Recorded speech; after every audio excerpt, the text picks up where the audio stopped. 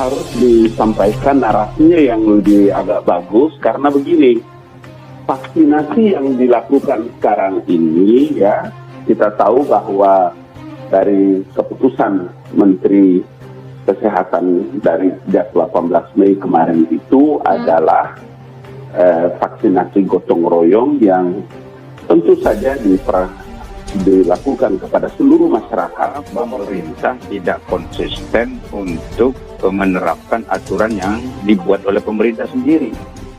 Jadi kalau kita lihat misalnya ya, ini kan aturan terkait dengan pelaksanaan vaksin gotong royong ini termasuk di dalam Permenkes nomor 10 tahun 2021.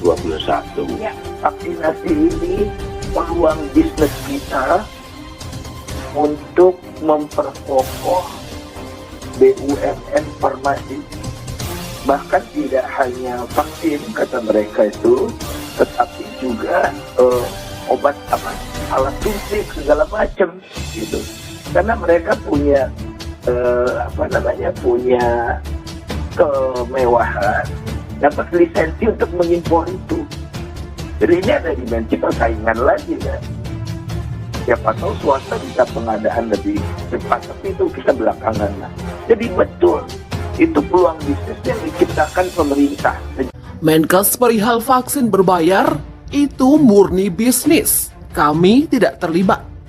Menteri Kesehatan Republik Indonesia Budi Gunadi Sadikin angkat bicara perihal adanya program bernama vaksinasi gotong royong yang melibatkan BUMN dan Kimia Farma. Budi Gunadi menegaskan bahwa program vaksinasi yang berbayar tersebut murni bisnis to bisnis dari pengelolaan BUMN yang melibatkan Kimia Farma.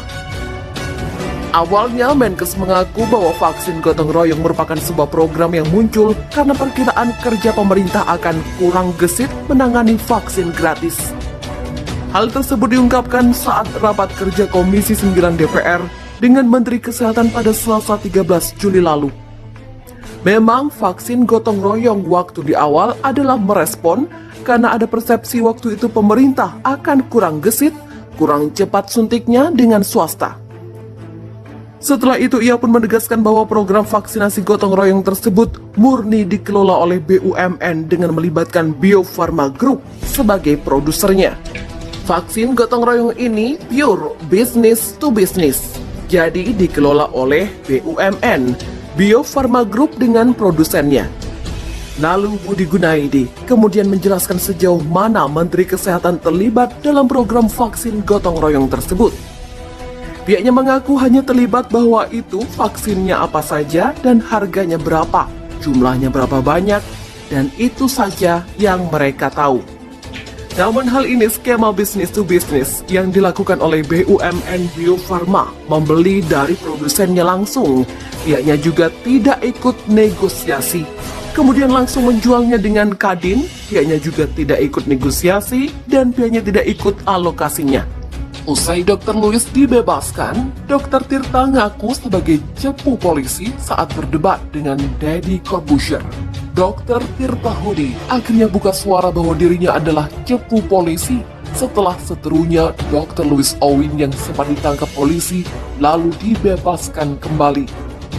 Dr. Tirta dengan ekspresi bercanda mengaku dirinya cepu polisi dan memiliki peran kenapa Dr. Louis akhirnya ditangkap polisi.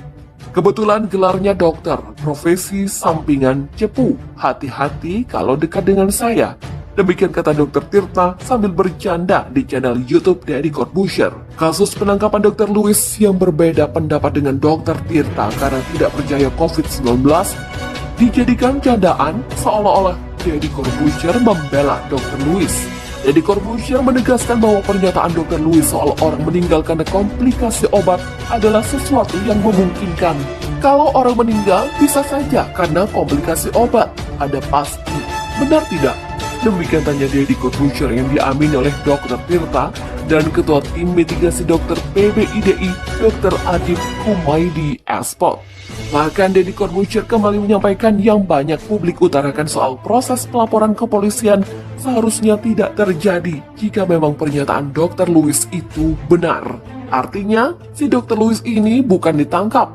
Sejarah analisa, jika seandainya dia bisa diajak berdebat, ada konfirmasi, kalau dia tidak bisa mengkonfirmasi legitimasi, dia hilang. Maka dari itu, kata Deddy Corbuzier, tidaklah tepat dengan sikap Dr. Tirta yang didukung PBIDI melaporkan Dr. Louis. Saat itu juga Dr. Tirta berdalih dirinya telah mengajak debat sejak Desember 2020 dan Januari, Februari, Maret, April, Mei 2021, namun tidak datang.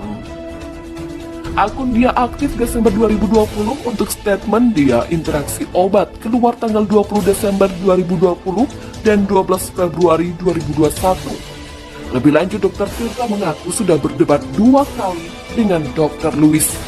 Seperti diberitakan sebelumnya, Dr. Louis ditangkap Polda Metro Jaya pada 11 Juli 2021. Kemudian kasus tersebut dilimpahkan ke Mabes Polri. Kepala Bagian Penerangan Umum Divisi Humas Polri, Kombes Polisi Ahmad Ramadan membenarkan Dr. Louis Owin ditangkap jajaran Direktorat Reserse Kriminal Khusus Ditreskrimsus Polda Metro Jaya pada Minggu 11 Juli 2021. Meski demikian, Kombes Polisi Ahmad Ramadan saat itu belum mau membeberkan lebih lanjut terkait dengan kronologi serta alasan ditangkapnya Dr. Louis Owin. Sementara itu, Kepala Bidang Humas Polda Metro Jaya, Kombes Polisi Yusri Yunus menyebut kasus yang menyeret Dr. Louis saat ini telah dilimpahkan ke Mabes Polri. Sekedar diketahui, Dr. Louis Owin dalam beberapa waktu terakhir ini menjadi perbincangan publik karena menimbulkan kontroversi terkait pernyataannya mengenai COVID-19. Mulai dari mengatakan COVID-19 bukanlah virus, pasien COVID-19 meninggal karena interaksi antar obat, dan lain sebagainya. Akibat cuitannya itu, sejumlah kalangan baik dari Dr. Tirta hingga PD Ikatan Dokter Indonesia atau IDI, serta Majelis Kode Etik Kedokteran atau MKED bereaksi. Bahkan Fitra Romadoni juga telah melaporkan Dr. Louis terkait pernyataannya tersebut dengan pasal 14 dan 15 Undang-Undang Nomor 1 Tahun 1946 Jo pasal 45A ayat 1 Undang-Undang Nomor 19 Tahun 2016 tentang kabar tidak pasti yang dapat menimbulkan keonaran di kalangan masyarakat. Dr. Tirta menjelaskan statusnya di kasus Dr. Louis. Dr. Tirta Mandirahudi dimintai keterangan oleh penyidik Polda Metro Jaya sebagai saksi ahli kasus dugaan penyebaran berita bohong yang dilakukan Dr. Louis Owin. Dr. Tirta juga mengatakan bahwa dirinya diperiksa sebagai saksi ahli, bukan berkaitan dengan Undang-Undang Informasi dan Transaksi Elektronik atau ITE. Dr. Tirta mengaku mendapat informasi bahwa Dr. Louis diduga telah menyebarkan informasi yang bisa menghambat penanganan wabah penyakit menular sebagaimana diatur dalam pasal 14 Undang-Undang Nomor 4 Tahun 1984 tentang wabah penyakit menular, yang intinya menghalangi penanganan wabah di Indonesia. Jajaran Ditreskrim Polda Metro Jaya menangkap Dr. Louis Owin pada Minggu 11 Juli sekitar pukul 16 waktu Indonesia Barat. Dia ditangkap karena diduga menyebar berita bohong terkait pernyataannya yang viral di media sosial. Kepala Bagian Penerangan Umum Kabak Penum Divisi Humas Polri, Kombes Polisi Ahmad Ramadan menyebutkan, penangkapan terhadap Dr. Louis Owin terkait dengan dugaan tindak pidana menyebarkan berita bohong tentang penanganan pandemi COVID-19 di tanah air. Dr. L telah menyebarkan berita bohong dan atau menyiarkan berita atau pemberitaan bohong dengan sengaja yang dapat menimbulkan keonaran di kalangan rakyat atau menghalangi pelaksanaan penanggulangan wabah penyakit menular. Demikian kata Ramadan dalam rilis harian di Gedung Divisi Humas Polri, Jakarta. Kombes Ramadan menjelaskan Dr. Louis menyebarkan berita bohong lewat pernyataannya di beberapa platform media sosial. Dia menyebutkan beberapa postingan terkait berita bohong dari Dr. Louis tersebut, di antaranya korban yang selama ini meninggal akibat COVID-19 dikatakan adalah bukan karena COVID-19, melainkan oleh interaksi antar obat dan pemberian obat dalam 6 macam. Jadi bukan hanya satu platform media sosial, tetapi ada 3 platform yang telah dilakukan. Demikian kata Ramadan. Ribuan obat COVID-19 ditimbun, rencana dijual mahal, digerebek polisi. Unit Kriminal Khusus Satreskrim Polres Metro Jakarta Barat menggerebek lokasi yang diduga untuk menimbun obat-obatan untuk pasien COVID-19. Operasi menyasar sebuah ruko di Jalan Peta Barat, Ruko Peta Barat Indah 3, Blok C nomor 8, Kalideres, Jakarta Barat.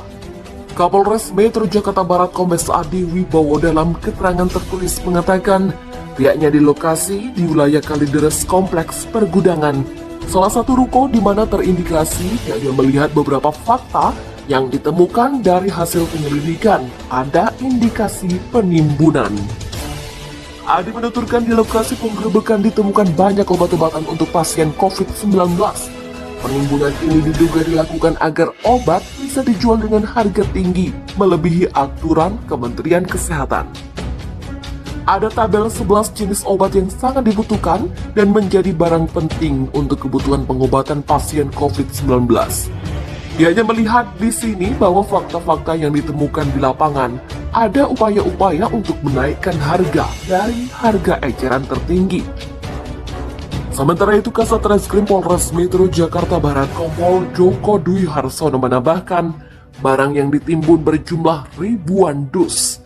Obat ini diduga akan disebar ke wilayah Jabodetabek dan kota-kota di Pulau Jawa.